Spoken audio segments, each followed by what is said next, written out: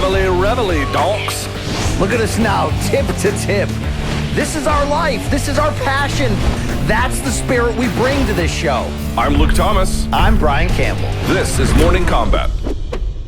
Oh, yeah. For the final time in 2023, your boys from Morning Kombat going to get together and hand out our damn awards. Welcome on in. You're probably watching this on Friday, December 29th, 2023. And I did mention for the final time of this calendar year, this is the award-winning Morning Kombat. My name is Brian Campbell. You know me as the American Alpha. My partner in crime in DC, experiencing a post-Christmas buzz at the moment, Luke Thomas. Luke, happy holidays. We're between Christmas and New Year's as we record this. We've got so much hardware to hand out across the sports of boxing and mixed martial arts. But did you and the family have a great one this year, Luke? I think it was pretty good. Yeah. You know, Tuki enjoyed Santa eating all her cookies and drinking all her milk and then leaving her some nice gifts. She had a great time.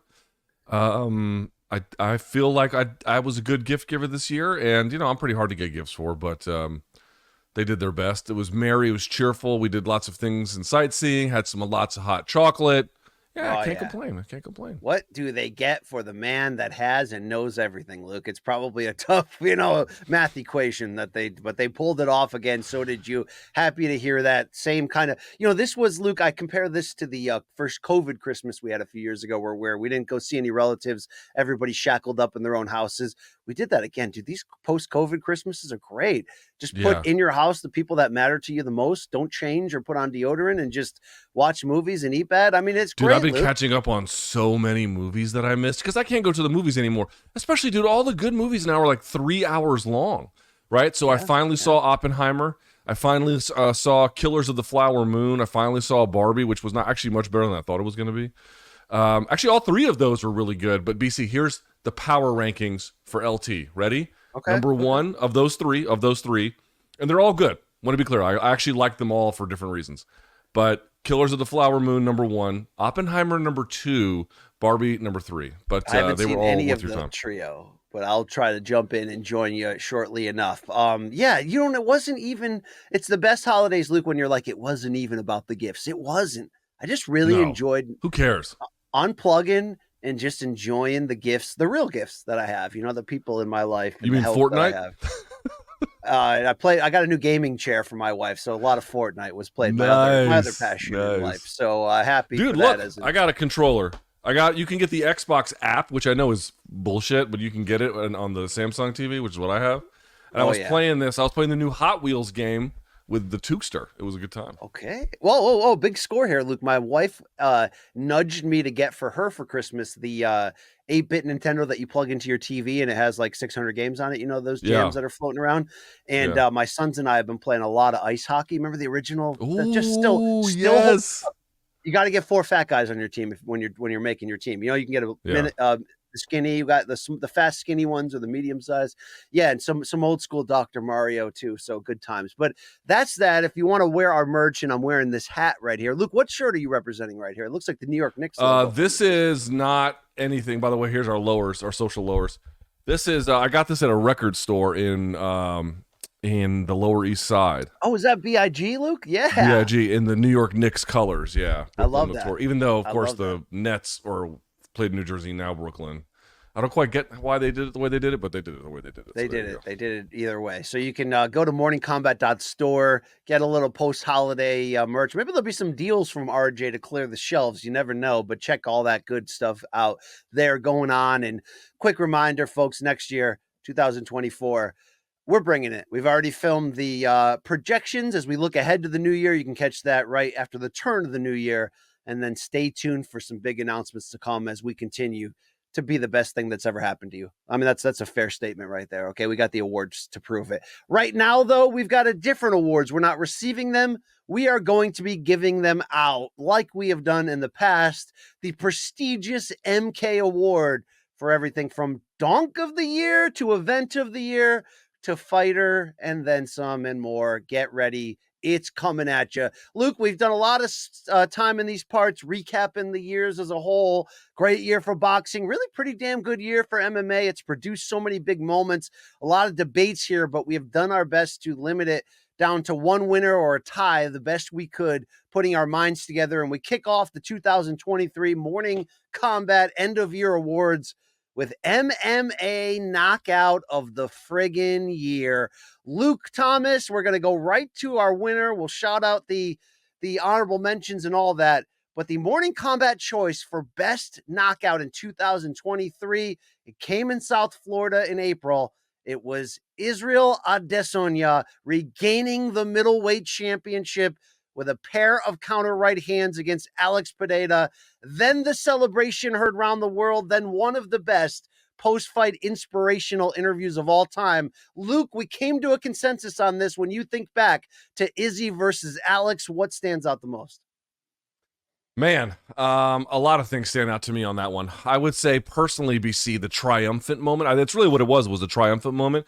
I mean, in any of these awards, you have to sort of lay out your criteria. And for me, it does matter who was executing it and what kind of context they were executing it in, both in a technical sense and then in a larger sense. Like there's a level of what were the stakes involved, how good was the opposition, and how good itself was the KO. I kind of balance those things as the ones I care about. And when you look at it, and there's some people who think he played possum, whatever. I went down and did a big breakthrough where the fence now was not his enemy, but his friend, because it drew in Pineda closer. He had a keen sense of timing about how his hands dropped, as he does, used that timing, dropped him, and then, of course, the 3 arrows and the celebration and what it meant to finally break through and get that win. It was truly triumphant. To me, it satisfies every category about what you want in a meaningful KO. You can find, perhaps more vicious KOs or sometimes more interesting stakes depending on how you view it. But if you view it in the way that I do, in the way that I previously just laid out,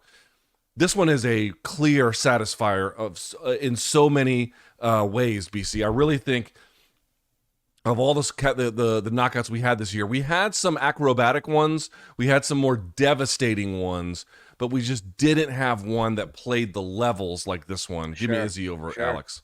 And I think the knockout of the year in both combat major sports of boxing and MMA can be that gray area that we're talking about, where there are times that you can give a knockout more power on the rankings because of the stakes. And this one had incredibly high stakes, not just the middleweight championship, but the immediate rematch of their equally dramatic and sort of crazy ending and Pereira rallying back in round 5. So there's so much at stake for Adesanya reputationally, like in so many categories that it fulfills. Like you said, it was stunning to look at, maybe not as spectacular as some of the other ones, but when you factor everything in, UFC 287, Miami, it's tough, Luke. It sucks for Adesanya when we look back at the year as a whole that he did not implode necessarily, not fall apart, not even really laying an egg on like a Aldana or Cyril Gane level in their biggest losses of the year that also fueled huge victories for John Jones in his comeback. And of course, the big victory there for Amanda Nunes, who walked away on top. But I feel like if Adesanya hadn't lost his title in the way he did to Strickland, that this knockout and the ripple effect of it, of what it could mean to different awards, could have been massive. We're voting it as the knockout of the year. If you had a comeback year, comeback of the year award, it could have won that. It could have easily been the promo of the year in terms of the inspirational interview afterwards. The immediacy of that celebration by Adesanya was so cool, uplifting, like inspirational, motivate. Like it was everything in one. But Luke, it's almost as if the loss to Strickland in the way that he sort of gave back the title and sort of not, kind of limps into a new year with us not really knowing which direction he's going in his career, which division he's going to. I wonder if that changes some things. We still gave it this award, but that moment was so big. You could argue it was the best win of the year for any person at the highest level, that it was certainly the most important win in terms of what it meant. You can't discount, even at the highest level, what it means to get walked down and stopped in the way that Adesanya did in a fight that he was leading so much the year before in their first MMA meeting in the UFC. And considering the boogeyman nature, the role that Pereira was playing in Adesanya's head, yet what he did in that moment to turn it around, it was so magical. but I feel like it could have been even more maybe if he had beaten Strickland like we thought he would and would have been in contention here for Fighter of the Year. Didn't go that way, but what a freaking great moment. It's going to be hard to top a knockout like this year to year because of all of those elements. I'll just quickly add, BC, we don't have as a category performance of the year. And again, it all depends on how you want to define it. To me, I would define performance as who on a single night performed the most ably on a single night, right? Not overall the year. Not did they have a knockout or not? Not necessarily, right? It could be a lot of ways in which you look at it. But for me, it would be on the boxing side, Terrence Crawford beating Errol Spence. Sure. That is, to me, the best performance by any boxer this year, far and away. And I do respect, obviously, what Inoue has done. And on the MMA side, I'd give it to Izzy. I'd give it to him on this one. Now, isn't that crazy? That's debatable. That's debatable because you had Makhachev going in there and blowing through Volk in the rematch and, like, blowing through him. The problem is the nature of the way in which he took it, the second fight on short notice. Like, it docks it. I mean, it's a great KO on tape. You know what I mean? But, like, right.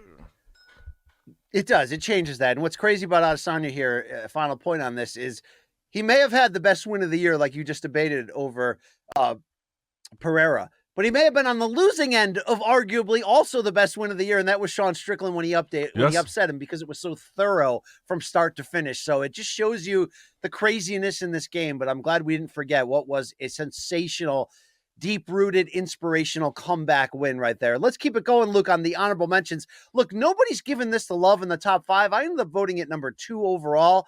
It was in the PFL. It was during the regular season. Do you remember Sadabusi's spinning back kick knockout against Shane Mitchell that did look a little bit like Barboza versus Edom? I'm shocked that nobody's talking about that, Luke, although it did win the best MMA knockout at the World MMA Awards this year. So that was good to see. Do you have any honorable mentions that you want to throw out there? I guess if you're adding to other ones on that list, there's a few directions you could go. Obviously, Justin Gaethje knocking out Dustin Poirier with a head kick is really big. That's really, really huge. Rob Font's win over Adrian Yanez is a big one. You have to really kind of honor that fact as well. My favorite Bellator performance would be a submission from Patchy Mixel. We'll get to that a little bit later. But Umar Nurmagomedov beating Raoni Barcelos, KOing him is a big one. Hell yeah. And Luke, sometimes recency bias can be a factor in terms of winning this awards. This one didn't get over the top, but in any other year, would Josh Emmett versus Bryce Mitchell from UFC 296 in December be in contention in your eyes for KO of the year? Yeah, and that's one of the most devastating KOs in the entire sports history. I'm not being dead serious. Like that's how bad that KO is. But the problem was, in terms of making it the KO of the year, it just that the fight had no storyline. Mitchell was a last-minute replacement, and obviously it was so devastating that it now has a bigger story attached to it. But at the time in which they fought, it was like, hey, Bryce filling in on short notice isn't that great? And then he just suffers a vicious KO. It kind of docks it in the way in which I'm defining it. But again, all these award shows, everyone wants to pretend like their choice is better, but your choice is only a function of your criteria. For me, the other factors weigh when you're making a choice here. But if it was just brutality or viciousness or thoroughness, maybe he would win. All right. I also want to shout out Benoit Saint Denis. His head kick of Matt Frivola and MSG was something stunning. And we can't go any further, Luke, without also throwing a shout out in this regard when you're talking about the best knockouts to Robbie Lawler. I know it was more of the moment against Nico Price, the retirement to end the preliminary portion of the UFC pay-per-view card in July. The knockout was also pretty good too, and you just take that all into account. What he did walking away on top, what Amanda Nunes did walking away on top, different circumstances there though, but I would put that in this criteria, an unforgettable knockout from the ruthless one, Robbie Lawler.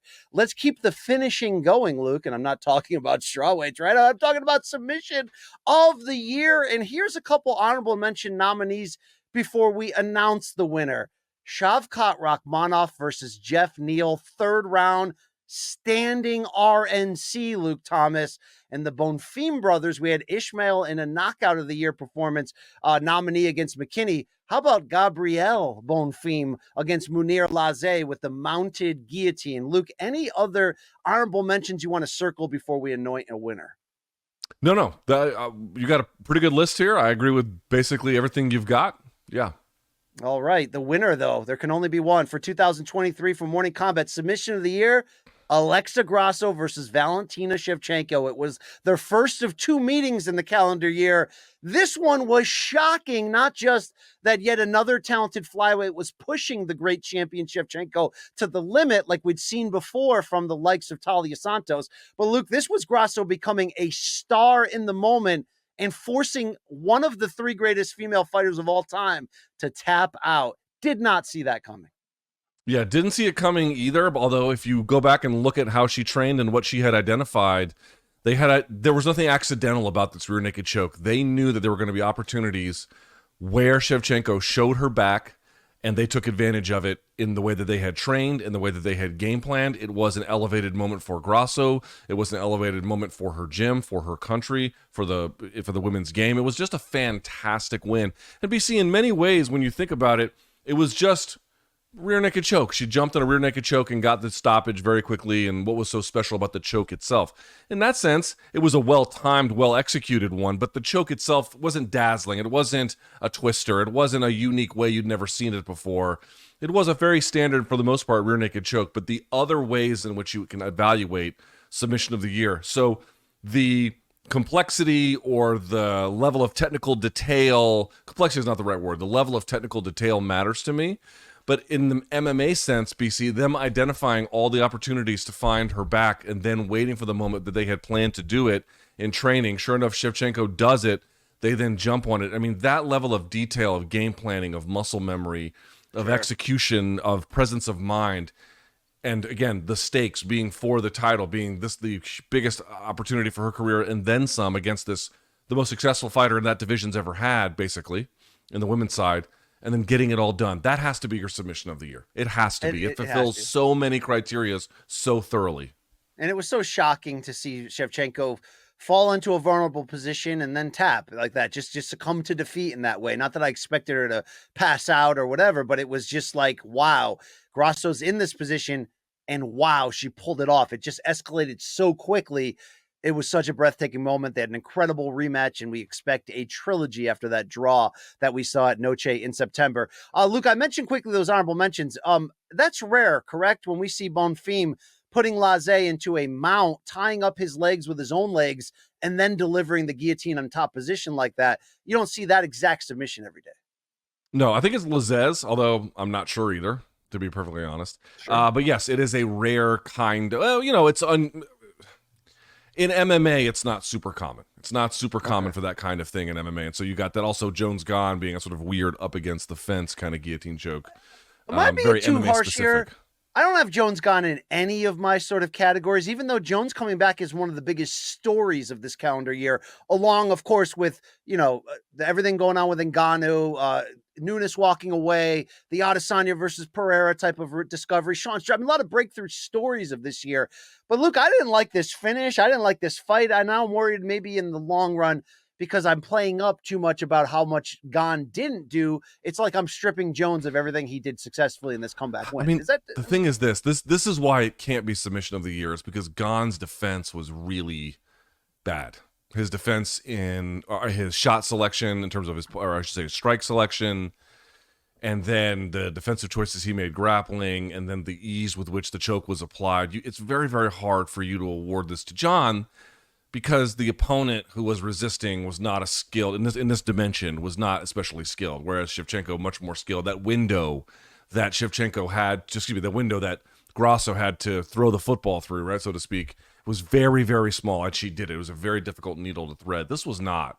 This was just one guy in this dimension's not very good, and the other guy is. Boom. It's very academic. That's why it ended the way that it did. So you can't give it to him. But John's application of it all was pretty nice for what that's worth.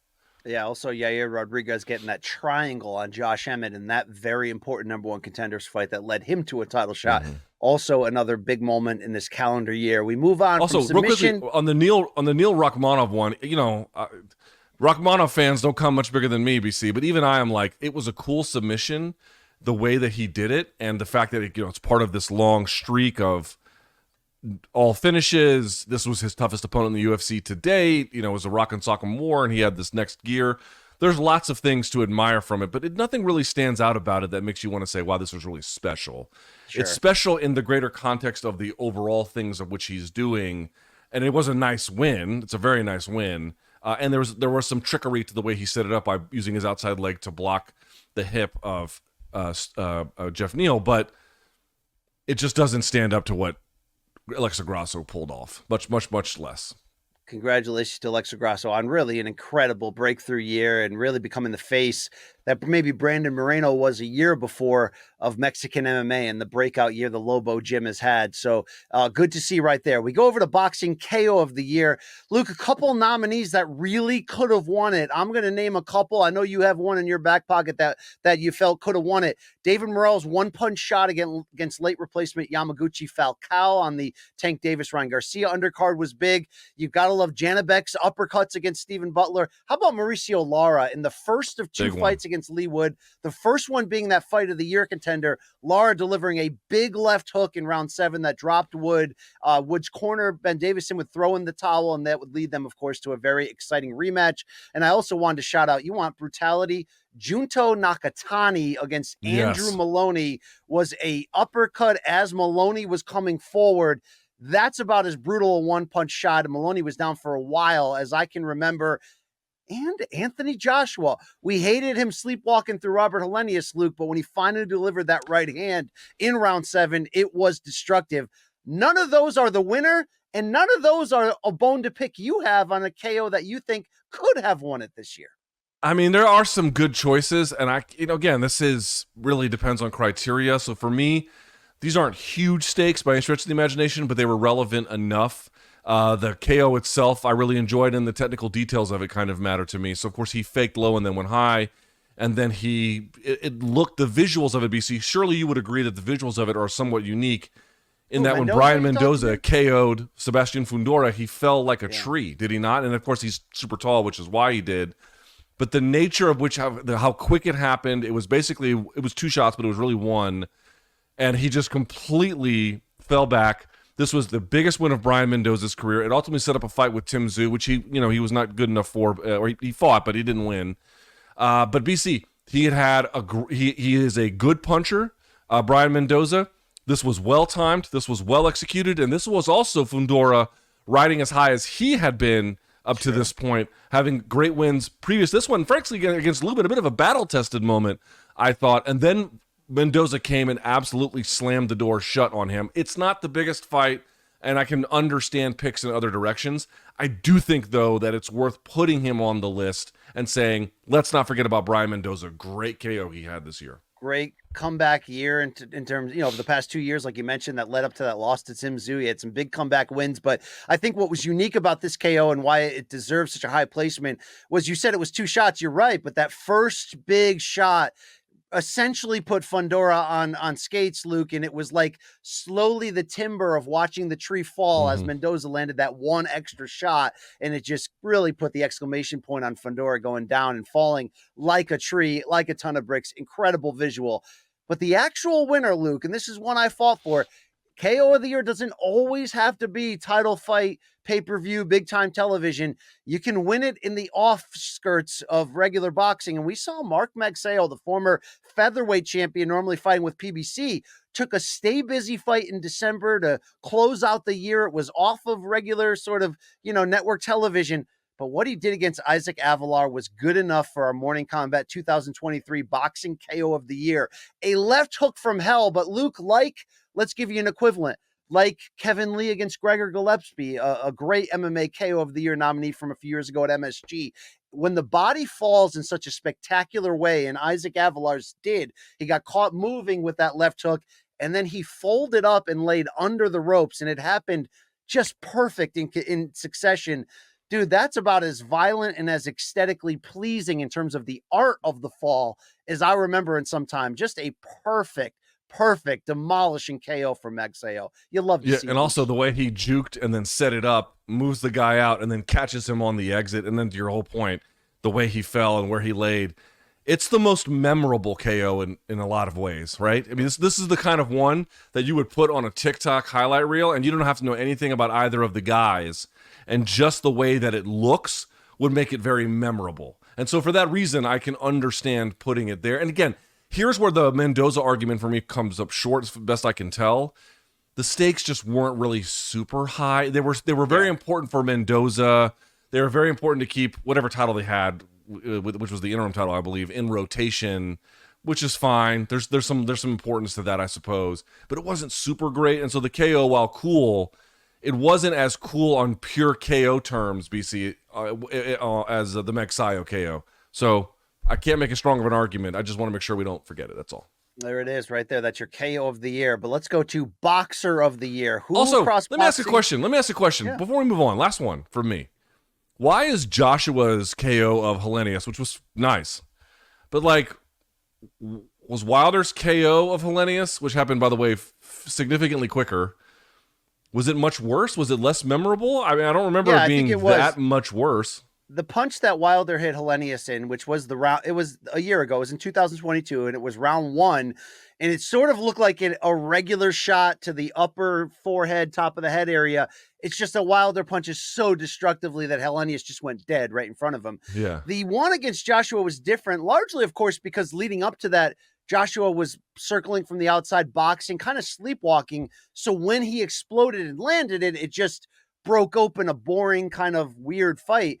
But Luke, if you rewatch it, the right hand landed so spectacularly as Hellenius was sort of sidestepping, and it caused him to just explode. And it was a reminder of the power that Joshua brings, which is why it was so nice to see Joshua put the punches together against Otto Wallin to close out this year and get a big win for him to sort of restore his name. But Luke, that right hand split the guard as Hellenius was coming by, and it just splattered him. Okay, fair enough. I guess I just don't remember Wilder's KO, and again, I'm not saying it should have been. I just didn't think Joshua's KO of Hellenius was as spectacular as you did. I did like it, so I was a little surprised that it ended up on people's lists. But because I don't remember Wilder's voted for it on CBS for KO of the year across the sport. Luke, it was up there. Donks. Don't forget that Wilder's was the previous year, so it wasn't in the running. I understand. I just mean I didn't see it on the lists at the time, and I didn't think there was a big difference. Okay, fair maybe enough, you just need to see it again, Luke. Maybe that's what. Maybe I do. I guess I don't remember it correctly. Yeah. Usually you rewatch them all as you're about to vote for it. It's just I've seen it, dude. I don't quite love it in the way that other people seem to love it, I guess. Fair enough. We have different tastes and opinions and criteria. Let's go to Boxer of the Year, Luke. And this was a very interesting debate because we had boxers that had breakout years that, to argue, the guys who are end up going to finishing in second, third, fourth in this voting could have won it on many other calendar years. But many other calendar years didn't have this kind of race, not just for pound number one that went back and forth between Crawford and Inoue, but for the larger argument at the top. So your nominees that didn't win it for Boxer of the Year look like this. Devin Haney defended his 4-pack of lightweight titles in a disputed pay-per-view fight of the year contender against Vasily Lomachenko, and then moved up in weight and really just walked all over Rougarou to announce himself on a pound-for-pound level, on really a whole new level. Haney could have won it end of year. Gervonta Davis, before going into prison to close the year, had 2 big-time knockouts on the pay-per-view level against, of course, Hector Garcia to open it, and then Ryan Garcia. And then you had, of course, Terrence Crawford. Only one performance, but it's the biggest win of this calendar year. One of the most thorough wins on the title level that we've ever seen against Errol Spence in their long-awaited welterweight undisputed fight. And David Benavidez, Luke, who doesn't win it on our vote, but you talk about a fighter who's right here about to kick through your television screen. What more could you have asked from Benavidez? Couldn't get Canelo or the biggest names in, but went in there against Caleb Plant in a big fight on pay-per-view in March that got a lot of people incited and demolished him. And what he did against Demetrius Andrade to close the year on Showtime pay-per-view. Wow. Only, Luke, that's not the winner. You and I are unanimous. The winner for Boxer of the Year was that name I mentioned off the top, the Japanese monster himself, 30-year-old Naoya Inoue. Last December, became the first 4-belt undisputed champion in bantamweight history. This calendar year, he moved up, fought unbeaten pound-for-pound ranked Stephen Fulton Jr. in July, demolished him at home to win 2 of 4 titles at 122. And then what he did against Marlon Tapales just the day after Christmas this week was just another one-sided victory and another feather in the cap. Luke, Naoya Inoue, when you ask, okay, why does he deserve it over Crawford and Haney? Your answer is what? People would like to tell you that the fact that he fought 2 times versus Bud fighting once would be the answer. I don't really believe that that's really a great argument. You would have to say what value does each win constitute? And then you have to ask yourself, do the 2 wins from Inoue, do they constitute enough value more so than the 1 victory that Terrence Crawford had? That's really a matter of debate.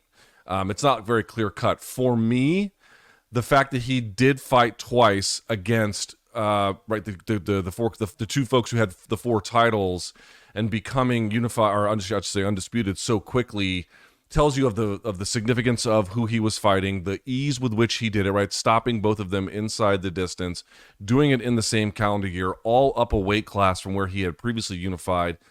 To me, these are too many factors that speak to his excellence and consistency and daring for me to not give Inoue the title. But BC, I will tell you something. Terrence Crawford tweeted this, and I would love to get your perspective on it to see what you think. He, in fact, tweeted this the day that we're recording this. Quote, "I'm the only fighter to beat a top 5 pound-for-pound fighter this year, and the way I beat him was unmatched. 2023 Fighter of the Year is me. Some might say, but I only fought 1 time, but that 1 fight was bigger than any of the others." BC, I will grant that Spence Crawford, I mean, we're not in Japan, but it does feel, at least from what we can tell, it was a bigger event than what Inoue had put on in Japan, all respect to how big that actually was for that market. But the other part, that he beat a top 5 pound-for-pound guy, if you're a believer in Inoue in the way that you are, what's your response to Bud Crawford? Yeah, I think it's a perfect defense for Crawford. And I'm going to look, I did the same voting in the same day, meaning I cast my vote for my final pound for pound number 1 in 2023, right? Because Inoue fought the final week of the year. So it brought that back up for debate. The same time I casted my vote on CBS Sports and also right here on Morning Combat for Fighter of the Year. It just turns out that Inoue got both. So here's the breakdown in my head. The victory that Crawford had, if you want him as your Fighter of the Year, best victory of the year, pound for pound number 1, we can't argue with you. We can't. I mean, what we said it in July, because if you remember in July, Inoue fought Fulton 4 days before Spence Crawford. So it happened in the same week. We've got incredible pound for pound madness going on. And I remember thinking to myself, when we said it on the show, boy, would it take something special from Crawford to have a chance to take that number 1 spot from Inoue that week. Luke, we saw that something special, okay? So, I'm not here to argue against it, but the argument for Crawford is exactly what he said. He fought a guy who was not only number 2 or 3 based on your pound-for-pound voting, maybe 4th at worst in Spence. And if you would have had Spence at number 1 there, people wouldn't have been, coming to your door with torches. This is a competitive pound-for-pound debate. And he had not only dominated him, we are literally at the point where we're waiting on when Spence's next fight was going to be, which actually will probably be a rematch against Crawford, hopefully at 154 if we have to do this. But we're literally going into that fight wondering, is Spence done? I get that Spence isn't young. He's right at the tail end of his absolute prime in his mid-30s, right? He's closer to done than not. But let's remember who he was entering that fight. And now we're potentially talking about him suffering as one side of the dismantling defeat, as we're not even sure if he should box again. So that's all a feather, a massive feather in the cap of Crawford. If Inoue had only fought mere mortals to get to this point, then I would have leaned Crawford probably in both directions, even though I'm usually having been a voter in these type of things at ESPN and CBS going back more than a decade. I'm always against people who only have one fight in these debates because it's tough. It's tough. Even in 2015, Luke, when everybody was naming Floyd Mayweather Fighter of the Year for beating Manny and then beating an old Berto, I was the guy arguing, going, look, I know Floyd's victory over Manny, who was number 2 pound for pound at the time. How could you beat that? But look at the year Canelo had. Breakthrough wins, including winning the middleweight title from Miguel Cotto. I was making that debate because I felt like it evened out. In this case, at least for Inoue, he fought an unbeaten unified champion in Fulton, who, if he wasn't number 8, 9, or 10 in your pound for pound, had to be no higher than honorable mention 11 to 15. It's right there. And you add in Tapales, and also you add in, Luke, that Tapales wasn't the walkthrough that we expected. And while you can certainly look at that as a negative against Inoue, like, look, he didn't dominate him like we thought.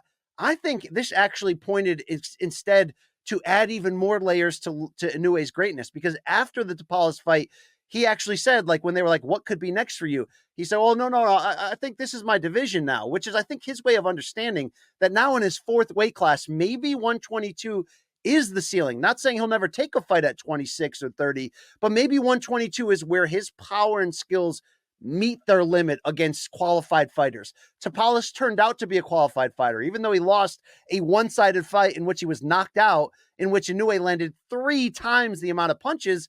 He did hang in there. He was game, and we got to see a little bit more of that true brilliance of Inoue come out against fighters that are just so naturally larger than him. So I think the fact that he had 2 victories, one came against an unbeaten pound-for-pound level guy, and you consider this. What Inoue did in beating Tapales was he equaled Crawford in the history books as the only 2-division, 4-belt undisputed champions. And when I say 4-belt, I mean the modern 4-belt era, which is going back 20 to really 1988, but you can also argue that 2004 was maybe when we really started recognizing that 4th belt for the first time and giving it the care it needs. There's already been, I think there's a total of 6 or 8 boxers before the multi-belt era who have been great enough to be undisputed champion in 2 divisions at the same time. Heck, Henry Armstrong was a 3-division simultaneous champion back when there was only 8 champions. But we can only compare in this modern era. Even though Inoue equaled Crawford, I think it's even more impressive what he did. Crawford was the undisputed champion at 140 back in like 2019. And yes, he got it done at welterweight by beating Spence. But Inoue did it in consecutive years in divisions that we, again, weren't sure exactly what he would look like in. And he didn't face nobodies who happened to have titles. He went in one by one and systematically broke down the best fighters in the sport in that division, including this. Even though Inoue did not get a chance to fight Murodjon Akhmadaliev, the unified champion who was upset by Tapales, he basically teased after the win over Tapales that, I know you guys have heard the rumors about me coming back in May. We still have to figure it out. He wants to fight Akhmadaliev next in May, so there's no doubt who the best guy at 122 is. So, long-winded rant to say, I do think there's enough in that. We're splitting hairs, right? But there's enough in that to give it to Inoue in the peak of his prime. I don't know what his limits are. Maybe 122, he's finding out that there are limits, but I don't know what his true limits are. If Crawford had beaten anybody for that second fight, would it have been enough? Probably, Luke. But it's hard to beat these 2 wins when you become undisputed champion in the second one, like Inoue did against Tapales. It is what it is. I don't have much to add, and I don't have a great boxing comparison. Perhaps you might be able to think of one, BC, but we started the show saying if there was a category, which we don't have, but if we had a category called like performance of the year, a single night where someone just had a great night no matter what else happened any time else, it was going to be Izzy for me in the MMA side and then Terrence here on the boxing side. So I want to remind folks of that, number one. But like the Izzy side is actually pretty instructive here. He had this incredible KO where he got back the title that he had just lost via stoppage. He finally slayed the dragon, exorcised his demons, put to end this curse where he couldn't get a win over this guy. I mean, all of this stuff. And he did it in dramatic fashion. And then what happened later in the year, he lost a bout he was widely expected to win. I don't want to suggest that there couldn't be other factors in play that make his situation, both in a different sport, meaningfully different from Naoya Inoue's, not least of which is Inoue is 30. I think Izzy's going to be 34, going to be 35 relatively soon. So, you know, we're talking about guys who are, and by the way, there was a ton of tape on Izzy. There was other factors in play that ultimately contributed to the Sean Strickland loss. My only point is, BC, if we're talking about a calendar year, 12 months, just because someone had a very great single event, that does not in any way disqualify them from winning, but being consistent is very difficult to do. It's why, again, the hardest thing to do in combat sports is to win a title. Boxing is a little bit different, but certainly in MMA, is to win a major title and then defend all comers. It is very, very, very difficult to maintain that consistent excellency over time. Dude, in a way, you could say, well, the Fulton fight was more dominant than the Tapales fight. That is true, but Tapales overperformed to a degree, depending on your perspective, and he still got stopped. I mean, the level of excellence in all the dimensions and the consistent excellence from Inoue in a way It's just too hard to overlook for me. And it can be hard if one guy's only got one fight, or in the case of Alex Pereira, we're going to get to the MMA Fighter of the Year balloting. You could have a loss as part of your 3 fights, but what if the other 2, look at Katie Taylor, who is also in discussion here for Boxer of the Year. Her second win over Chantel Cameron, that's in discussion for the Fight of the Year as well. But Luke, you can't overlook the loss, though. You can't, right? Just like you can't overlook if somebody only has one performance.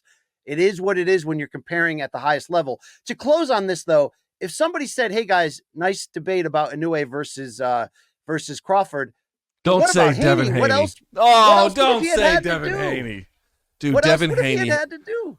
Dude, the win over Lomachenko, you can score it however you want. BC, we talked about it on the show. It's not necessarily a robbery, although it was, I don't think a scorecard for Lomachenko is unfair either. You don't get to win Fighter of the Year in cases like that. I know he moved up in weight. Okay. I know he won a title. I get it. I understand. I appreciate what he turned in. I'm not some guy who thinks he's some fraud or anything like that. That's not my point. You are not allowed to have fights that close and win awards like this, period. Can't do it. Okay. Sorry. That's a fair comeback, but you got to give him credit across. Breadman Edwards told me, like, when Spence lost to Crawford, he was of the mind that you should be dropped from the top 10 entirely.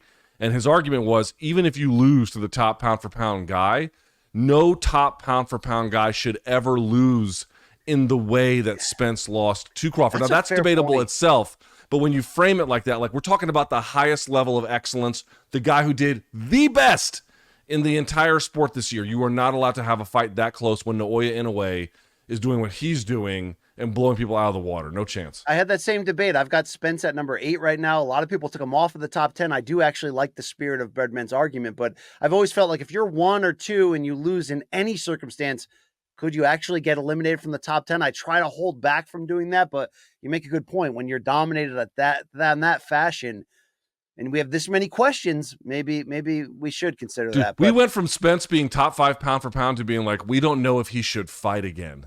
Yeah. Like, dude, that's dramatic, That is dramatic. It could go a lot of different ways there, depending on which criteria you're going to lean on. But that's Fighter of the Year. Let's go to Boxing Fight of the Year. We want to focus first on the fights that did not win the award. Luke, we got to put some respect on it. The Katie Taylor versus Chantel Cameron rematch at 140 pounds for all 4 of Cameron's titles, which gave Taylor a shot to equal, by the way, what we've seen from Clarissa Shields, Terrence Crawford, and Inoue Inoue, becoming 4-belt undisputed champions in 2 different divisions. And for Taylor, this is simultaneous. But Luke, she did it at an advanced age, coming back after a competitive loss in her home country with the fans going sick. I think this is in debate, and you really could have won it. Taylor Cameron, too, had it all. It was great. There were a lot of great fights. Although I will say, BC, what kind of stood out to me about this exercise is for how great the year in boxing was, and it was great. 2023 was a great year. It's not like there weren't a lot of great fights to pick from. Yeah. But was this year a little short on... A little short. Thriller matchups. Does that make sense? Absolutely. It is. And there were wars that need our attention, and like Jaime Munguia, Sergey Derevyanchenko. Absolute war. Luis Neri versus Azad Hovhannissian was like a under the radar war. The first Wood versus Lara fight, Lee Wood and Mauricio Lara, Luke, was an absolute war that ended in knockout. But they can't get it done. You can't forget Amanda Serrano in that bloody war with Erica Cruz Hernandez for a world title. Artur Beterbiev versus Anthony Yard. There was a lot of fun brawls that were on the title level or below it. But I agree with your point. You have to encompass everything when you're talking about Fight of the Year. It has to have character, stakes. It's got to have, back and forth. It's got to have a lot of things going for it. All of the ones I just mentioned came up just short.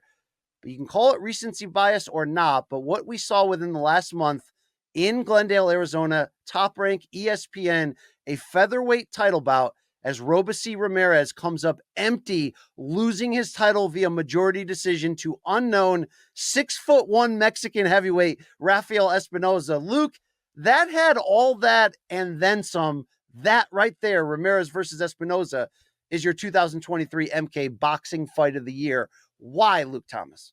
Well, I mean, I guess a couple of reasons. First of all, it was a spirited contest. Second of all, Robeisy Ramirez, what were the odds again? Widely expected to win. Minus 1750, something stupid like that. Yeah, I mean, just an absurd amount. BC, I think we had kind of slept on it. I think we thought it was going to be good. We didn't really give her hardly any coverage. And first of all, it's a shocking upset. It was a ridiculous back and forth.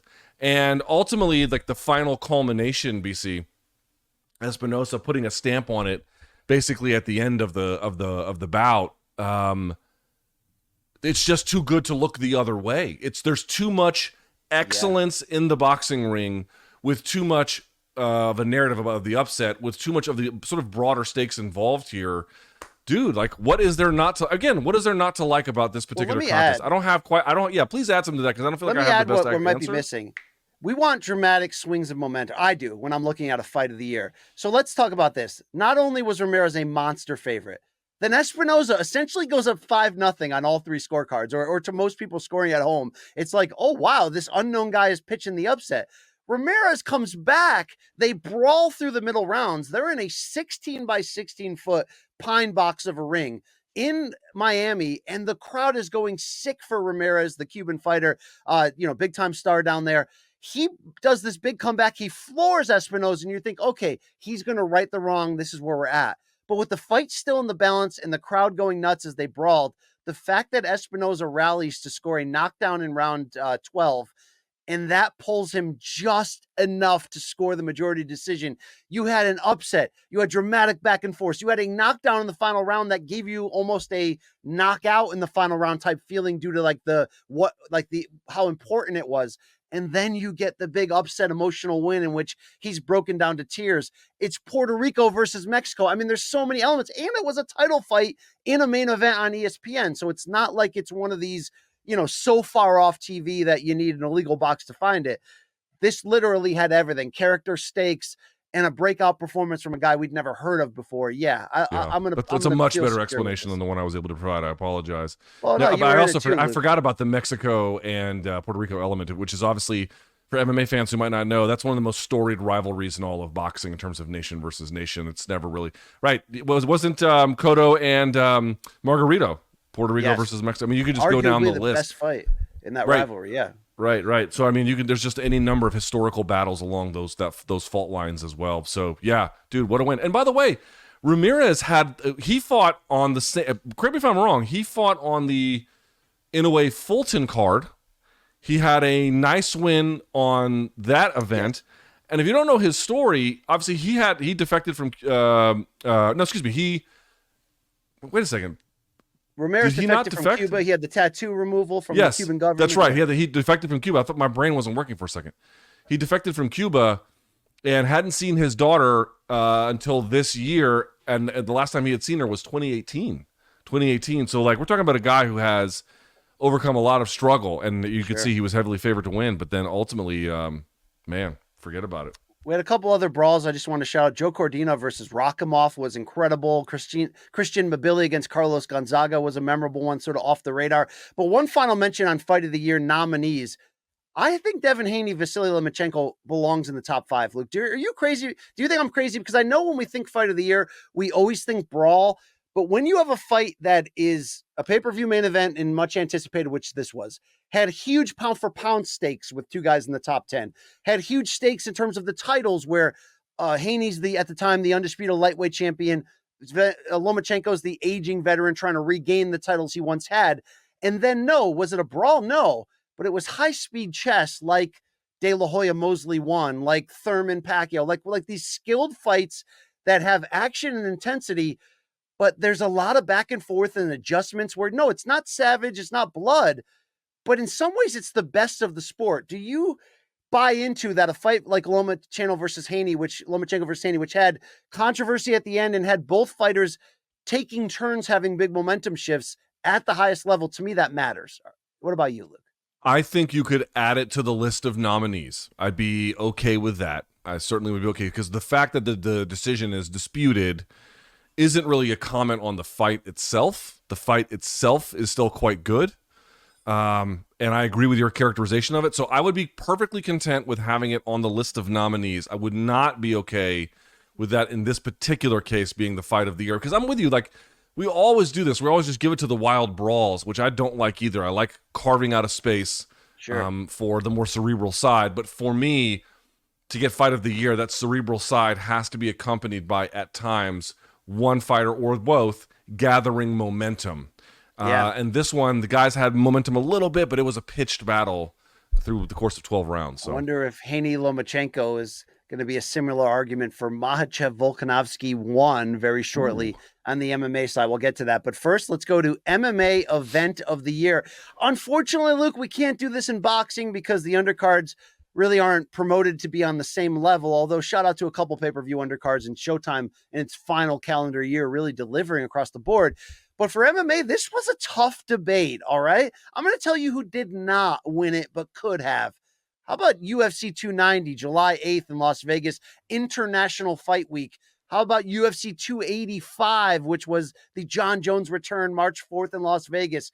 How about UFC 295? Those seem to be your three main sort of combatants in this top of nominees here. UFC 285 was November at MSG. We didn't get, by the way, Jones versus Stipe, but what we got in its place was the momentum, was the knockouts, was one big fight after the other. Luke, those are the three we've identified as sort of our clutch key honorable mentions. If you had to pick one out of that group, who's the winner for MK Event of the Year in 2023, and why does it get a nod above the rest?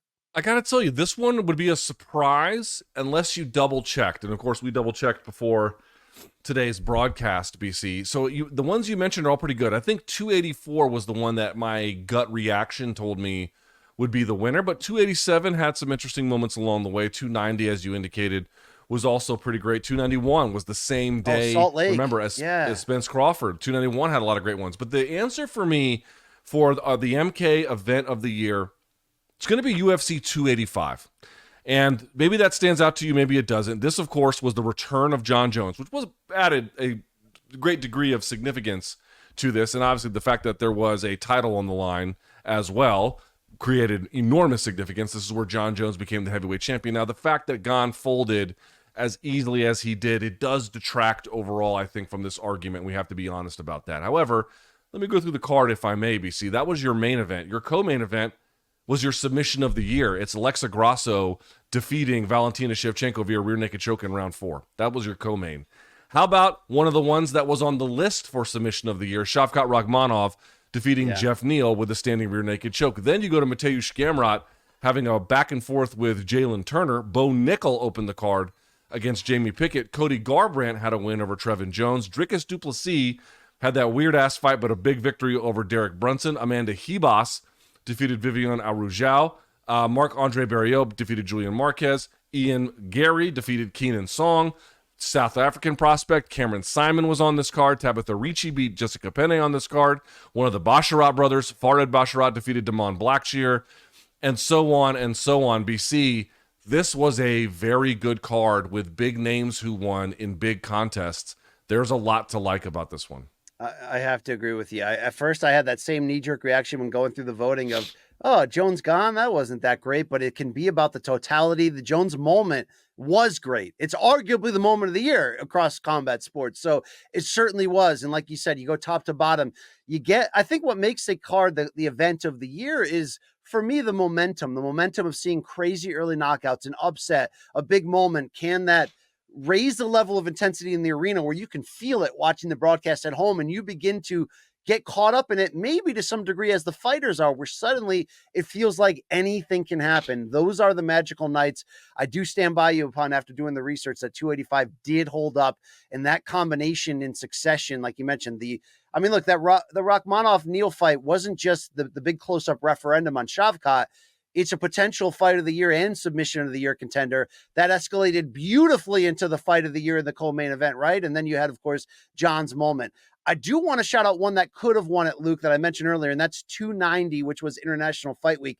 I don't know if you remember this. Do you remember when Volkanovski handled Yair? Remember Volkanovski Yair on paper was the fight I was most excited for this year. Like the fight that I remember, that was booked, that you can see it coming a mile away, thinking, man, this is the one. That fight was a disappointment. And I remember thinking in our post-fight show, because we recorded that was July 8th. You and I were in Atlantic City calling the undercard of a Boots Ennis fight. We went back to the hotel to do our pay-per-view coverage, did a post show from there. but we were able to see that fight had that momentum I'm talking about, from Robbie Lawler's retirement in the preliminary featured bout, through Bo Nichols' walkthrough, through Dan Hooker, Jalen Turner being a thriller, DDP upsetting Robert Whitaker. Then suddenly you get the fight of the year with Pantoja Moreno, which I just described to the card we were mentoring at 285. I was wrong. Pantoja Moreno was on this card, and then you get Volkanovski doing that to Yair in the main event. That it was that succession of escalation where the excitement just kept building. But Luke, we said the Salt Lake card that had Poirier, Gaethje 2 could have been up there. How about UFC 296 or 294, which was, or 295, whichever was the MSG one? They closed the year very strong, and I want to give UFC that credit, because I even wrote that column kind of trashing the UFC for not replacing the star power of Jones versus Stipe. Yet that Madison Square Garden card like lived up to it and then some. And 296 was as fun a top to bottom pay-per-view card as I've experienced in a while. When you've got 4 or 5 cards like we do in this debate, where it is hard to separate one from the other, I guess that does speak to, at least on the highest end, this was a great year for MMA watching and being a UFC fan. No question. Yeah, it certainly was. I would just add a couple. There is one thing that doesn't make the Jones Gone card stand out, BC, which is John's win felt a little bit lackluster in the end. The return was big, but the fight itself just kind of was very anticlimactic. And what Grasso did against Shevchenko was important, but it was not a big fight to sell at the box office, right? These are not massive pay-per-view draws. Rachmanov versus Neal, I think it had some significance, obviously, as welterweight contenders, and people, all eyes are on Rachmanov as among hardcore observers, but that's really about it. Casual fans don't know who he is yet, so they didn't have that. Bo Nickel ran over Jamie Pickett, and there were some folks who thought he cheated, and then Mateusz Gamrot and Jalen Turner had a bit of a, I won't say ho-hum affair, I don't think that's fair, but it did go to a decision. It was, there was a lot of wrestling involved and anti-wrestling. And so it didn't have the celebrity, it didn't have the size, it didn't have the, did 284 have bigger fights? I think it did. I think it had overall bigger fights. Not John, but the rest of them it did. But the actual quality you got in the end with the full year significance, again, having 3 of those fights being submission of the year reps, kind of makes it a no-brainer. And I want to give the unique nature of 295, that Madison Square Garden card I mentioned in November, when you consider the 5-bout main card were all knockouts, all 2 rounds or less. You had Diego Lopes with a breakthrough performance against Sabatini, Benoit Saint Denis against Frivola, Andrade versus Mackenzie Dern, which had a lot of sort of, emotional breakthrough moments of finding Dern falling apart. And then you get Aspinall knocking out Pavlovich in 1 minute and 9 seconds, and Pereira becoming a 2-division champion. Again, hell of a year for UFC. That card also over-delivered. MMA Fight of the Year for 2023. I think we got an interesting debate coming here, Luke Thomas, and I think the biggest debate is what you do with Makhachev versus Volkanovski 1 at UFC 284, 1 versus 2 pound for pound. It gave us 5 rounds of back and forth momentum. Don't forget, Makhachev was on the bottom of full mount and getting pieced up and bloodied in the final round. There was the back and forth, the Craig Jones fueled escalation of Volkanovski's wrestling game. And at the end, you had undoubtedly the 2 best fighters facing off. We got somewhat of a disputed winner, and the debate only continued from there. Luke, this is not our fight of the year for 2023. Could it have been, though? What's holding it back, Luke Thomas? Wait. Are we going with my call on this one? Have you relented? I have relented, Luke Thomas. Okay. I have given in and relented. Okay, so here's the deal for me, and I cannot speak for everyone, BC. I can only address this from my perspective. If you disagree, then you disagree. I'm not sure what to say.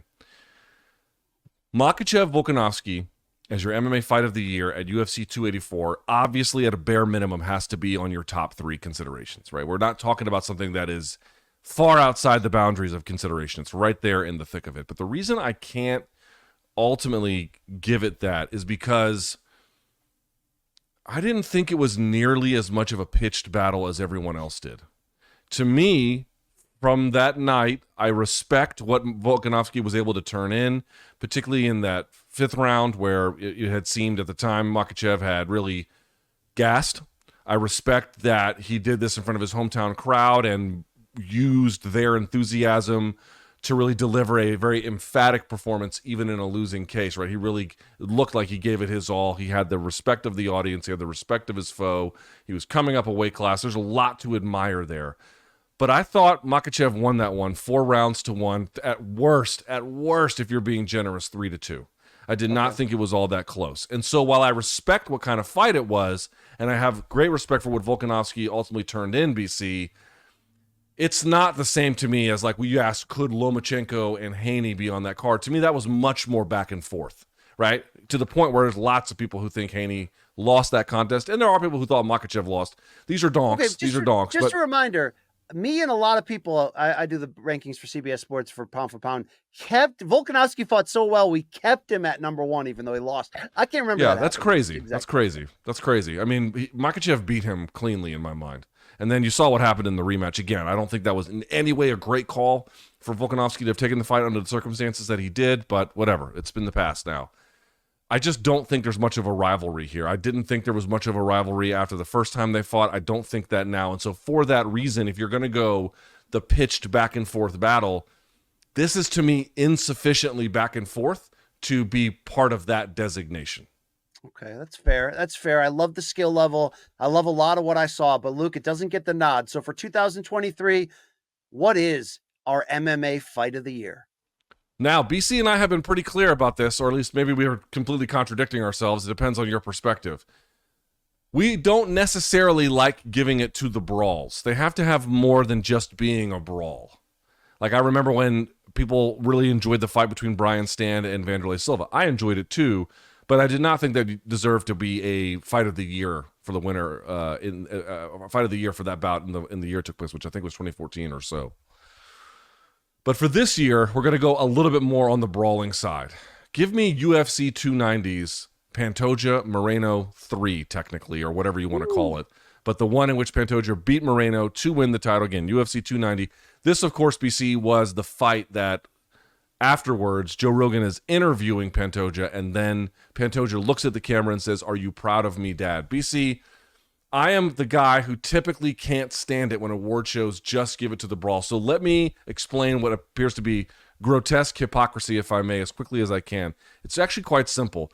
There was a lot more to this than just brawling. Now, to be clear, there was a lot of brawling, of just standing ground and just throwing punches and absorbing them in the least defensively responsible kind of ways. But there was a lot to this fight that was more than that. And this was one of those fights that was so brutal, we didn't know if the guys were going to be the same afterwards. We'll see what happens with Moreno when he fights Amir Albazi. It looked like Pantoja was okay against Raw Dog, but again, it was such a vicious contest in terms of the toll on both competitors. And I do think in the technical application, especially on the ground, there was a lot to really enjoy that did not make this a pure brawl. And then I want to say one more thing. When a fighter has this experience, you often hear them talk about how it can be like a religious experience to be in one of these things, or the euphoria of it is so crazy after a fight. I had someone who covered collegiate wrestling tell me something that's really kind of stuck with me all these years. And he said, look at what happens at the end of a wrestling match, which can be very short, right? Look at what happens at the end of it. They can barely shake hands. But fighters don't do that.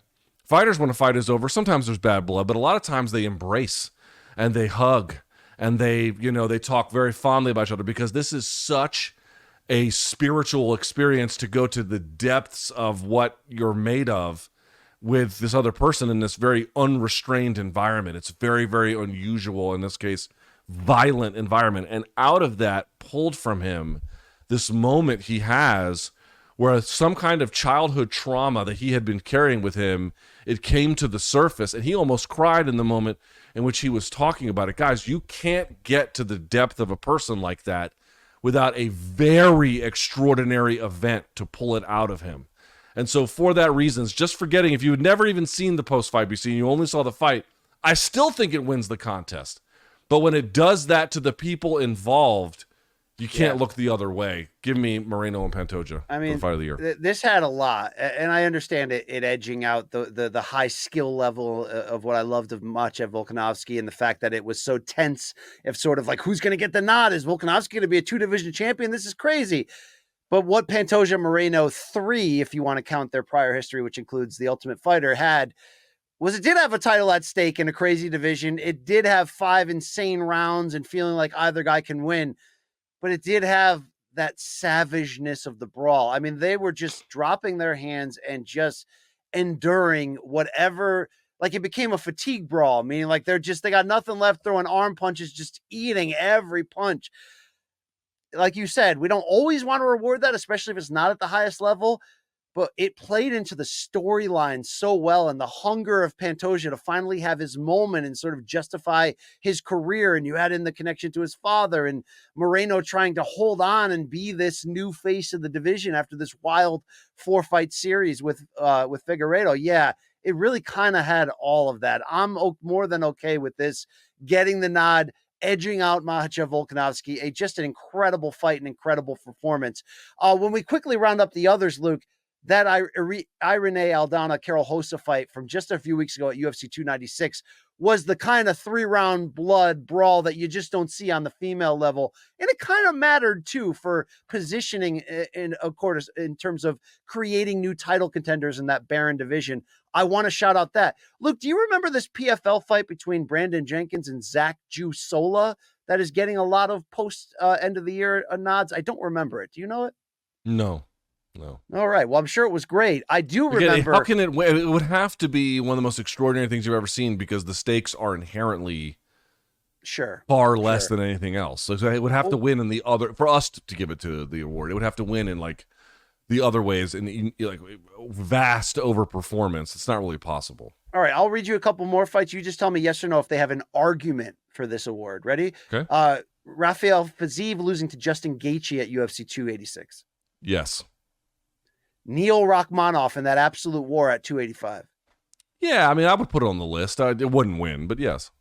Okay, what about, this is interesting because it was one-sided. Jamal Hill versus Glover Teixeira at UFC 283. You don't put one-sided fights in your fight of the year unless maybe it's this batshit crazy and savage, right? It was batshit crazy. Again, one of the ones that you should have crazy ones on your list. The crazy ones shouldn't win out unless it's very special, rare circumstances, which I think this one qualifies for Moreno and Pantoja. But Hill and Teixeira would not. No. All right. 2 others. Kelvin Gastelum, Chris Curtis, underrated one from 287. No? And Edson Barbosa, Sadiq Youssef, you're not winning for that one either. Okay. That's a great win for Barboza, and it's a great fight. I don't know if it's a contender for fight of the year. That seems all right. Hooker and Turner on this list, along with Yair versus Josh Emmett, was also a very good. Dude, I got to tell you, not a memorable year from Bellator, right? Yeah, not a memorable year, dude. I mean, just like, be serious about this. How many times did you watch a Bellator event and the audience was booing the main event? I mean, it was frequent. It was frequent. It wasn't a stick kick, Luke. It was a early booing. What put a lot of those main events in trouble. Just lots of booing about all the shit they were doing. Patchy Mix stands out, right? Obviously, he had a great year. Vadim Nemkov getting the win over Corey Anderson, that was big. There was some other big moments as well, but geez, and Sergio Pettis beating Patricio Pitbull was a big one. Absolutely, and you know, some really nice the breakout win of Jason Jackson against Yaroslav Amosov to close off the year was fantastic. As well. Yes, but this is a handful of events for a full calendar year.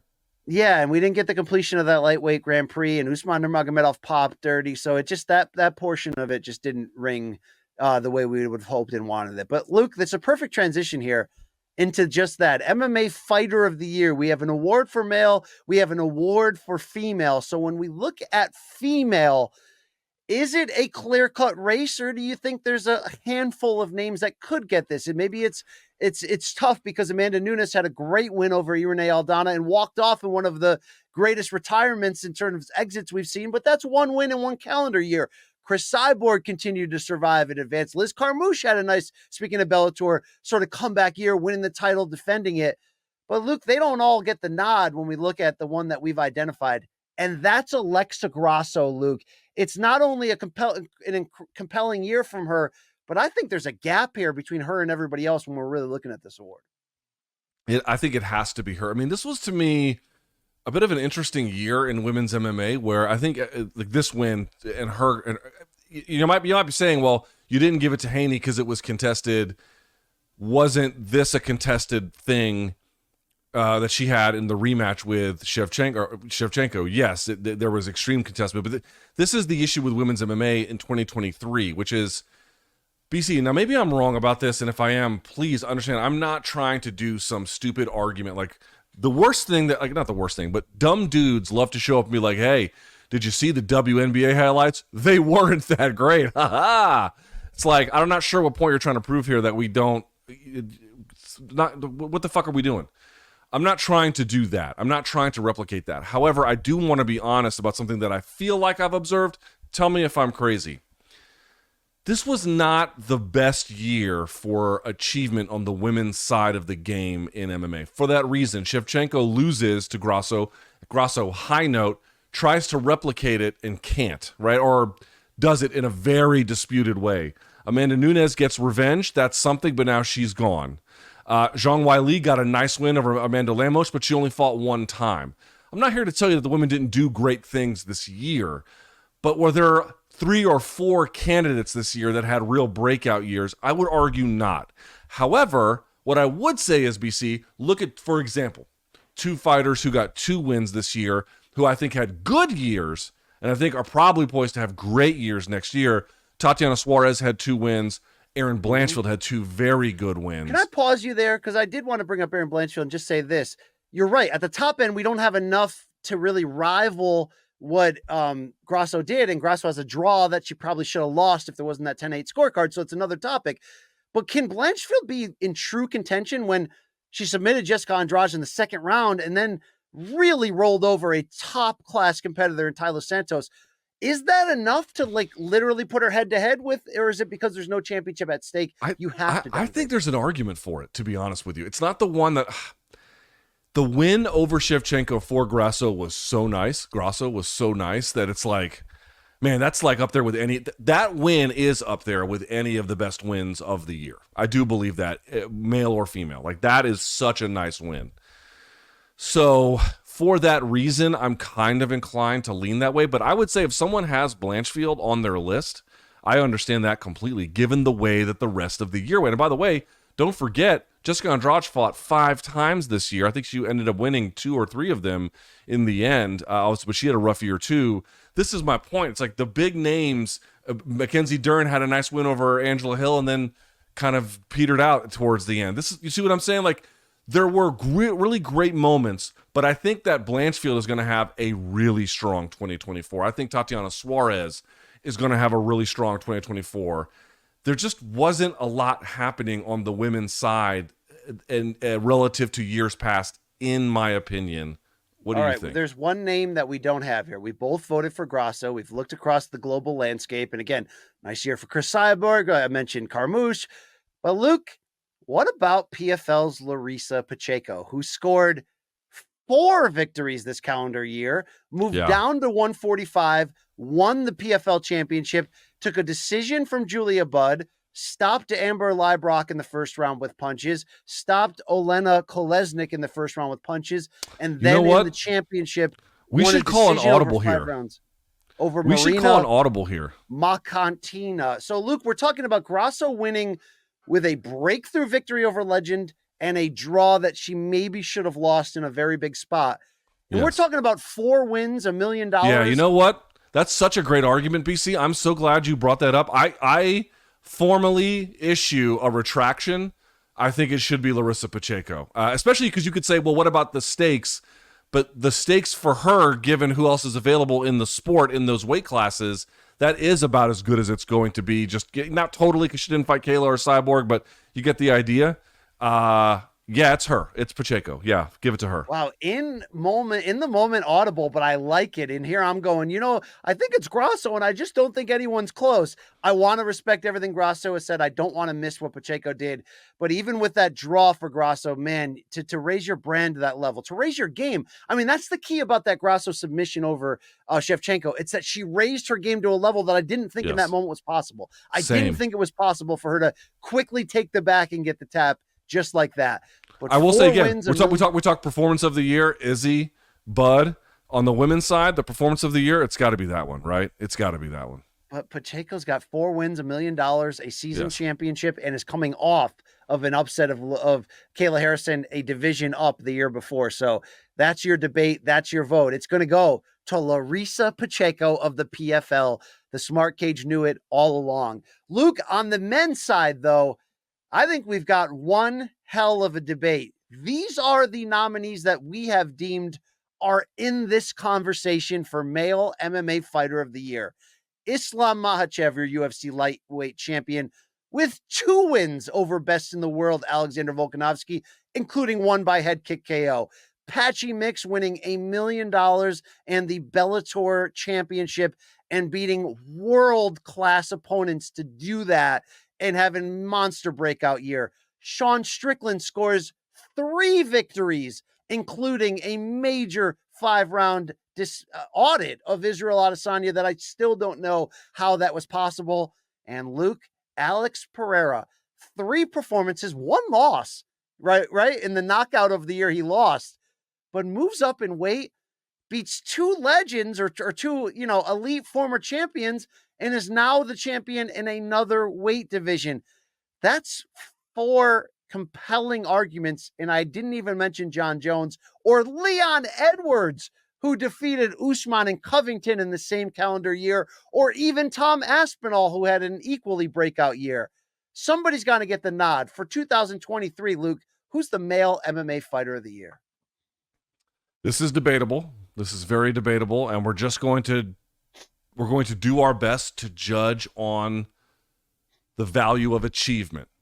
BC and I disagree a little bit with this one. While I value, everyone on that list had great wins. I'm going to give it to Sean Strickland personally. Now, BC and I disagree on this, and we're going to have it out here in just a bit.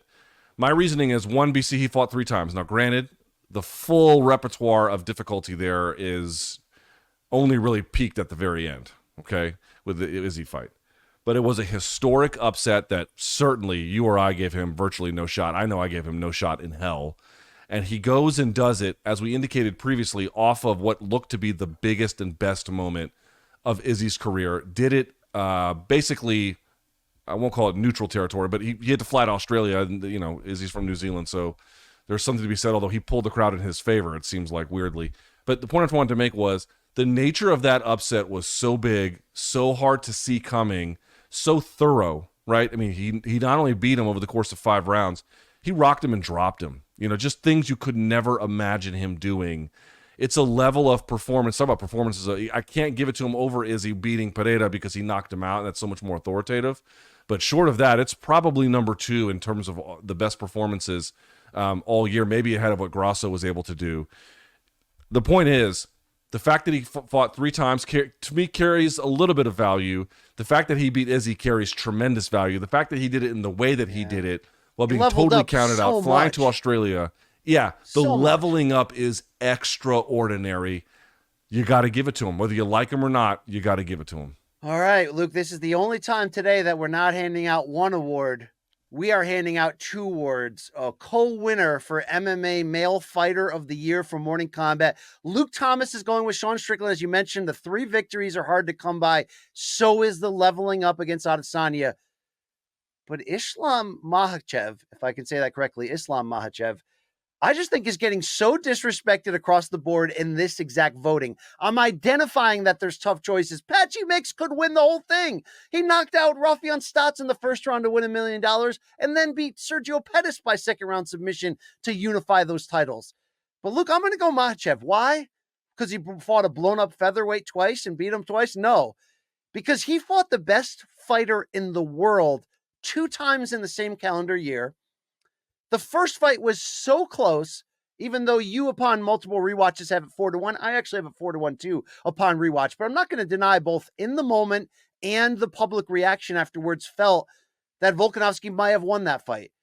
So they've stumbled into a second chance on short notice, which, while we can talk about how much maybe the short notice choice by Volkanovski was bad in hindsight, although I think I can argue he knew that was his only chance really to get that fight, was to do it right then, short notice, be the hero. He took it. That's also short notice for Makhachev.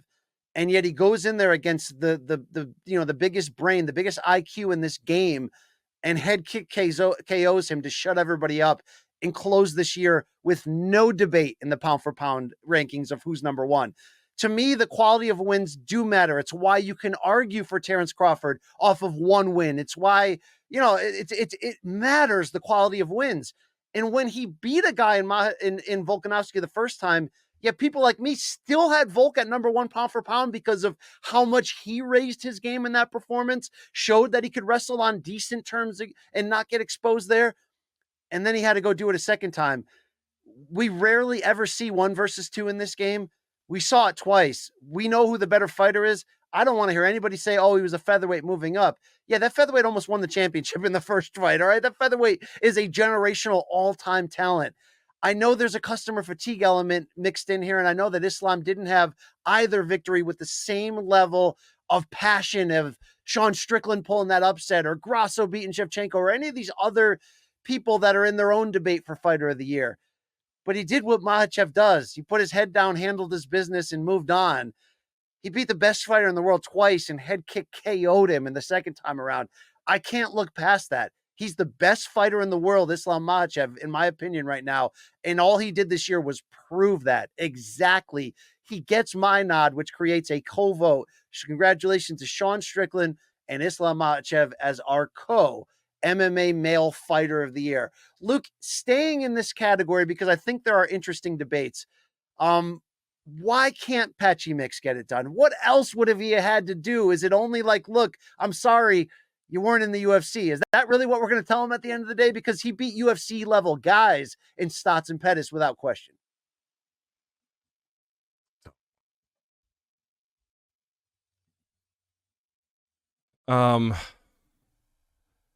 I mean, again, Strickland beat a pound for pound guy, right? Strickland beat a pound for pound guy and shut him out and dropped him. Didn't stop him, but did everything else, basically. That is so big that as good as Patchy Mix was, man, and those wins are credible, I don't think he did that. Now, again, he did well in ways where, like, what is the Abus Magomedov value? Like, Patchy Mix beating Patricio is leagues above that. Or not Patricio, I'm sorry, Sergio is leagues above that. Or, pick who else he beat in the tournament. Again, the knockout of Stotts is fucking insane. But Strickland beat a pound for pound guy for a UFC title all the way in Australia. That's so big, man. That's really hard for me to look the other way. It's just as enormous. Those other wins aren't great, though. They're not great. Those other wins. They're not. They're not great. They're not great. They're not great. They don't add a lot to the resume. Again, I think there's, as I mentioned previously in the show, I think there's something to be said for consistency. But to that point, consistency against B-level guys doesn't say much. But then the win over Izzy was fucking enormous. Yeah, it's tough to overlook that. It is for me. And I think but I recognize that, like, in any other year, I would have given it to Islam. Like, I get that Islam is deserving of this award too. And maybe this is the same debate we had at the end with Grasso and Pacheco from this standpoint, that even though Grasso's one singular win was arguably the biggest of the year of any sport, any gender, she did have a draw on the second one. And, you could argue upon closer look that she probably should have lost it.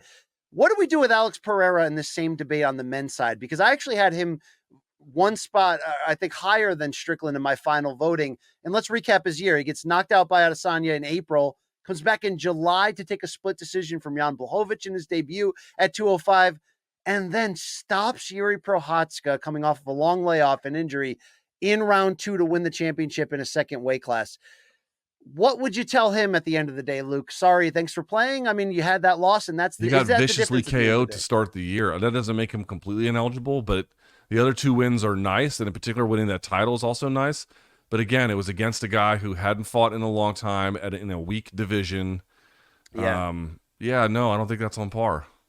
Again, I don't want remind yourself, dude. Remind yourself, Izzy is when Strickland beat him was a top 10 and maybe even top 5 pound for pound guy. Like, it's very different what he did. I'll give you that. I wonder, it's like I see people floating votes for Leon. Great year for Leon. Beat an Usman in their trilogy, and we weren't sure how that would go, and then beat Covington. But even if it's not his fault, Luke, or, I've argued that maybe it is his fault, he's not going to get a lot of love for the Covington win because of the way Colby fought, and that does matter into it in some degree, right? And in the Usman win, I know people are unnecessarily trying to downgrade that as you beat an old guy. Look at what happened when he moved up and lost his next fight too. But I want to give him respect. He's on the tail end of the ballot, but he can't win it with those 2 wins is really what I'm trying to say for Lee. I agree with every word. Great year, fantastic year, but no, not the winner. Here we go. Fantastic year for the top performers on the men's side, especially. A lot of debate there, but it's going to go as a tie. We have 2 more awards to get through, Luke. Both of them MK related. I'll hold the donks for the end because that's the big one here. But let's talk about MK moment of the year. We have talked a lot about the ups and downs of this year, the ups and downs for us personally, the ups and downs for our parent companies, technologically, budget-wise. Look, Showtime, unfortunately, sports has folded after 37 incredible years, and that's not a representative of the performance of this calendar year. But Luke, MK in 2023 did, though, provide some really big ticket moments. I want to shout out when you and I, for Crawford Spence, hosted that show on CBS Sports Network from the studio in Stamford that aired live on regular TV for 2 hours. I want to certainly shout out the incredible Room Service Diaries interviews we did, including that great trip we had in South Florida where we caught up with Phil DeRue, John Anik, Rashad Evans. I mean, we did have some very good moments in this year. We were on the front lines hosting for some of the biggest boxing events, from Tank Garcia to Spence Crawford through Canelo versus Charlo. But this could have fallen in any calendar year for MK that was good or bad. The London show was just a different entity altogether. That's your 2023 MK moment of the year. Luke Thomas, how would you sum up what the hell that trip, that night at King's Place when we headlined a 500-seat podcast festival in their main event and sold every single ticket? You've been in this game a long time. What the hell did London mean to you in your journey up to this point? I mean, I guess in retrospect, it was the high watermark of the year.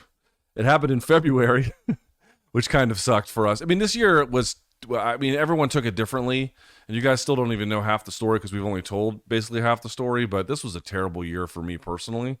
And I aged 1,000 years. It was like dog years for me to live through this, and it has just been not easy. Just really, really quite difficult to be perfectly honest with you. But it started out, as BC indicated, with incredible promise.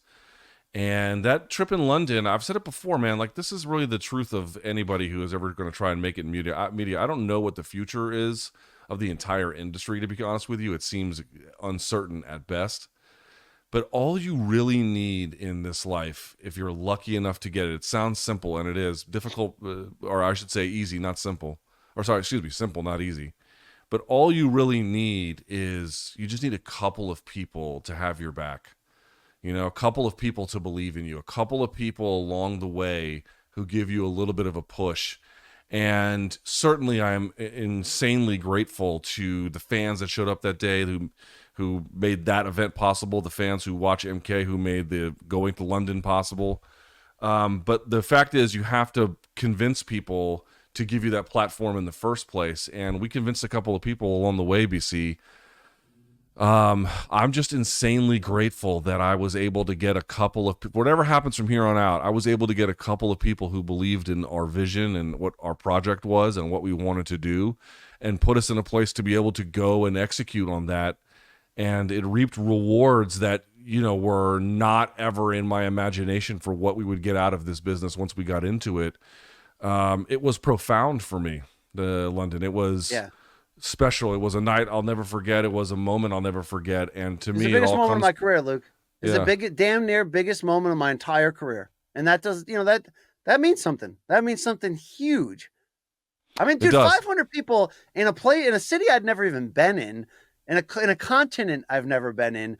500 people bought tickets to come see us tell stupid jokes and have a fantastic interview with the great Dan Hardy. And you know, we did our routines and our bits, and we spun the wheel, and we tried to find out if Eric Nixick has a big Corey, Luke, but it had the fun and game shenanigans.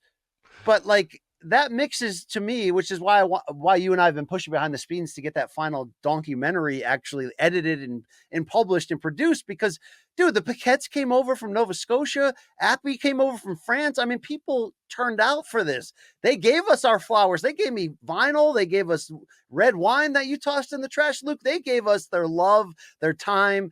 I mean, it was special, man. It was really special. And you know what it felt like in that moment? And I'm happy that we're here after the storm to tell you that 2024 is going to be the biggest year in MK history. And we believe that, by the way.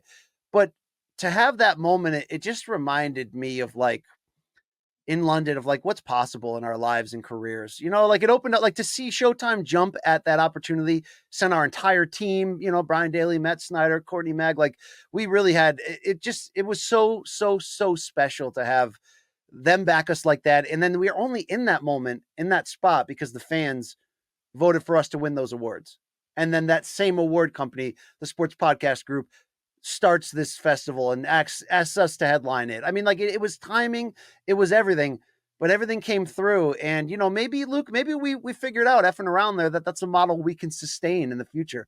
You know, like maybe we figured a few things out, but I am happy that it came in a rough year to remind us of who we are, what we're capable of, and what's still possible for this brand to grow. And you know what? We need everybody. We need our listeners. We need the people that have our back. You know, Mikey Mormont producing, great people at Showtime that we work with, great people at CBS. We've needed all of this, but it might be just you and me, two middle-aged dads talking into a camera. But that trip, right? That trip showed me that you can do big things in this setup, Luke. It was an incredible moment to be there. You know, we've been on TV. We've done some shit. We've done some fun shit. We've interviewed our heroes. Dude, I sat once in the basement of ESPN with Sugar Ray Leonard for a half hour just asking him to tell me stories about the biggest fights I watched as a kid. Like, those are the moments you'll never forget. I'll never forget what it felt to walk out in front of that many people in London, to have Dan Hardy, his beautiful wife, and his buddy Saul in the locker room handing out air sealed packages of incredible gummies to us. I mean, it was just like, it was special, right? It was a great day. Can we mention who that guy Saul is, Luke? That guy's a legend.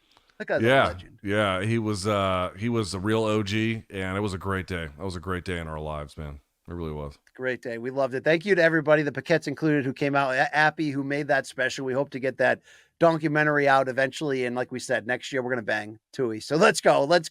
What a great year. We can't have, though, these great episodes, these years, these moments without the donks. Every single week, you guys give us fan subs, hit us up on Dead Wrong, like and subscribe to what we do, vote for us for awards, show up at 3 a.m. to hear our instant analysis, all that, right?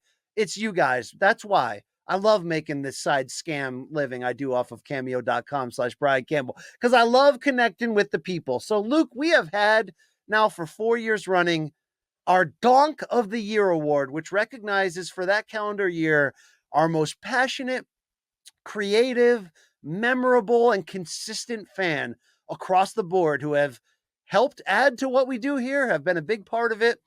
The only issue before we announce the winner, Luke, is what the hell's going on with this? Okay, we named the great Christos Christoforos web scream our Donk of the Year, and I think he stopped watching the show afterwards.